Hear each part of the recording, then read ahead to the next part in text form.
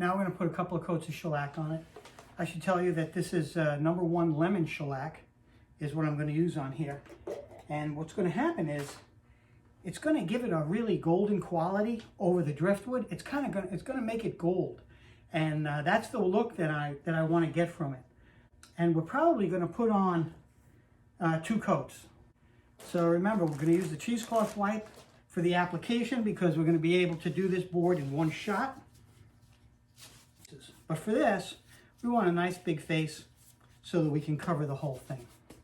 Okay, so I'm going to load up the shellac. Get it on here. Not too much because I really want to stretch this thin. I really just want a thin coat on here. And you'd be hard pressed to get that with a brush. So here we go. Look at it, it's doing just exactly what I want. It's giving it that golden color. Now I'm pressing down pretty hard because the material is deep in the cloth and I really want to get the whole thing covered.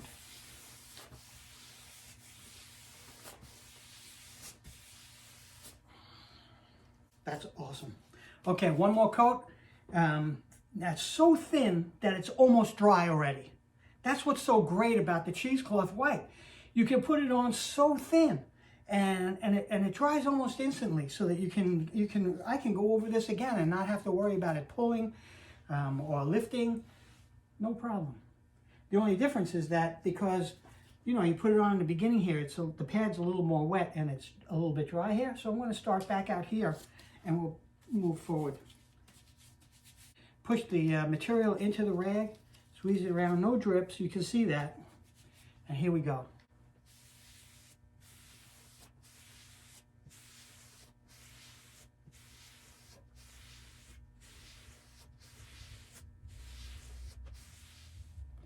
And that's 2 coats. And they're so thin, it's like even less than 1 coat way less than 1 coat with a brush. Is put a couple more coats on. It's really beautiful, but I want to build it up a little bit more. Because the coats are going on so thin, I don't sand in between coats. I like to build up at least 4 coats before I'll give any kind of light in between coat sanding. And when I do sand, 320 grit silicone carbide, the gray paper. And I'll show you that when we're ready to do it. But I'm going to put 2 more coats of shellac on and then take a look at it. What I was thinking of doing after that is actually putting the polyurethane over the top. And shellac is going to allow me to do that because the coats are going on so thin that I've now sealed in the color and I have still open pores that the urethane will adhere to. It'll grab hold and it'll hold and it'll be a nice finish and I can get it to the luster that I want. So I'm going to put a couple more coats of shellac. Let's do that now. Okay. Remember, always keep it straight. Always watch your wrist. Your wrist is always moving. It's your arm is moving, but your hand is stationary. It's your wrist that moves so that all your strokes are absolutely straight. That, in the end, improves the look and gives you a great finish. And we'll put the, now this is the 4th coat of shellac that's going on here.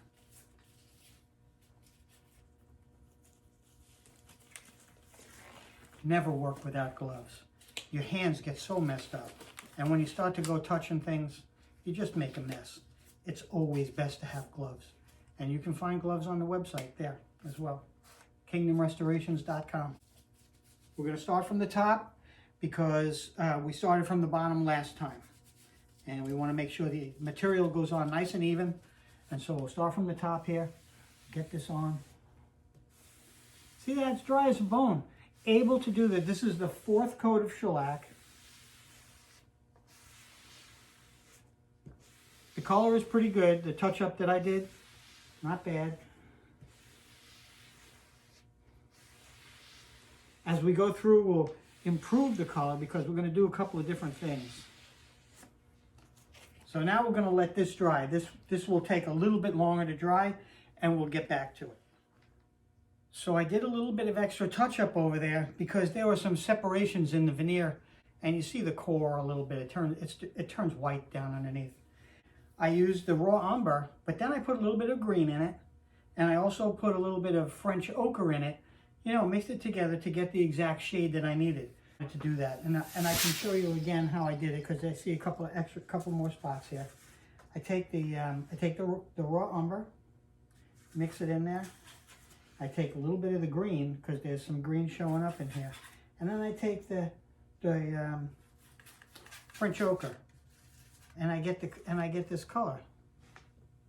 It's really close to what we're working with, and then I find those little white spots and I just touch them up so that again it's down at the bottom. You really don't see this, and it really makes for such a better job. So you don't see any of these white marks in there. Just to give you an idea. So now, this is dry, 4 coats, probably less than 15 minutes, and this is dry. And we have an opportunity now. We can do a few things. We can either put more shellac on, because it'll take plenty more shellac to really get a nice shellac finish. But I told you that I like to put urethane on with a cheesecloth as well. And so what I'm going to do is, I'm going to put some urethane on here, just so you can see how it goes on. Now the good thing is there's plenty of tooth left in this wood, and so the urethane is going to just bite right into that, and it's going to hold on just fine. And I think it'll make a nice looking job. All right, back. So again, we're going to take the cheesecloth white. We're going to get a cheesecloth for the poly. I'm using Minwax poly, because it's what's available. You see how I tuck the ends in on the cheesecloth and make that pad? The last thing you want is to have ends out, because when you got it loaded up and you go across and you have an end, it flips out the finish, you get spots and drips everywhere. So you want to make sure all the ends are tucked in, okay? And now this is the poly, and I'm just gonna, see, I don't go from end to end. With the poly, this is what I do. I start in the middle, and I stretch it out. Stretch it out. Then I take it end to end.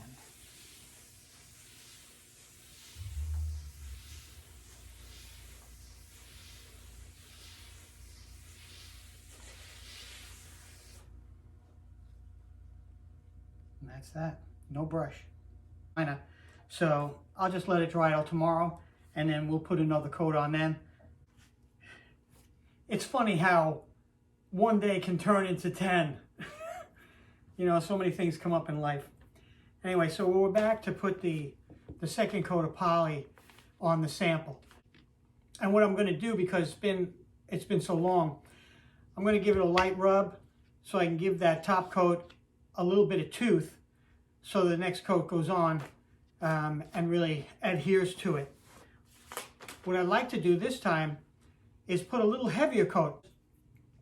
When I go to rub it out tomorrow, when we go to paper this down and steel wool it out, I don't want to cut through that layer, because what happens is if you give it a sand and you cut through the layer, you get a halo, and then you can't do anything with that. You have to put another coat of finish on. So I want to get a little heavier coat on now so that I don't have to deal with that problem tomorrow when we rub out. I need to put my gloves on. Always wear gloves whenever you do finishing. Don't try to do finishing without a glove. It's so important. Keep your hands clean. Before we do, we're just going to give it, this is some 320. I showed you how to do the sandpaper by hand. That's what I'm going to do here. Just going to give it a light rub. Just give it a, what I call a dusting, and dust it down.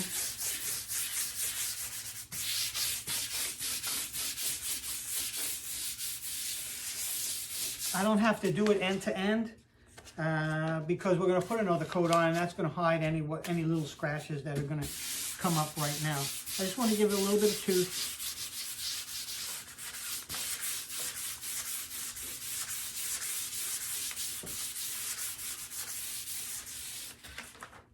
And then we'll just give this a quick dust.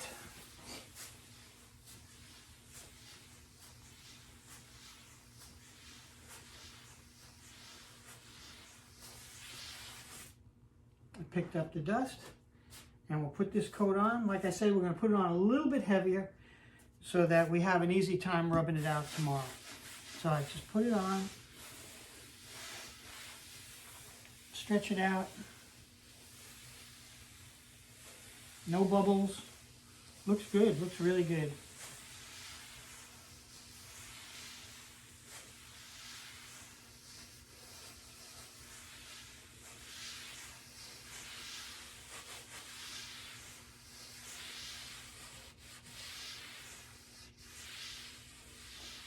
I'm going to even it out so that it can flow out.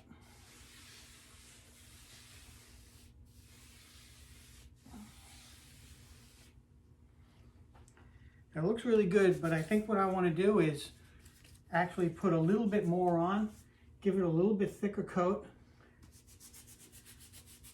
I'm going to start again in the middle and stretch it out.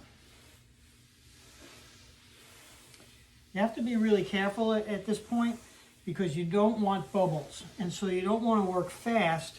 You want to work really slow so that you don't create bubbles when you're moving.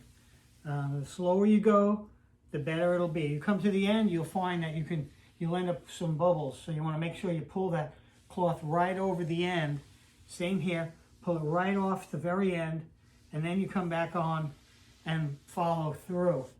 Again, always watch my hand. You see, my hand goes straight. It's my wrist that bends. It's not my hand.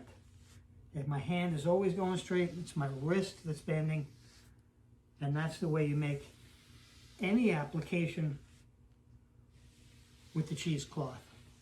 You always want to keep it really straight, move your wrist, and you push the rag along. You push that cheesecloth from end to end. And here we go, we're right at the bottom, and we got a nice finish on there. It's a flow coat. It's flowed out nice. It looks really beautiful.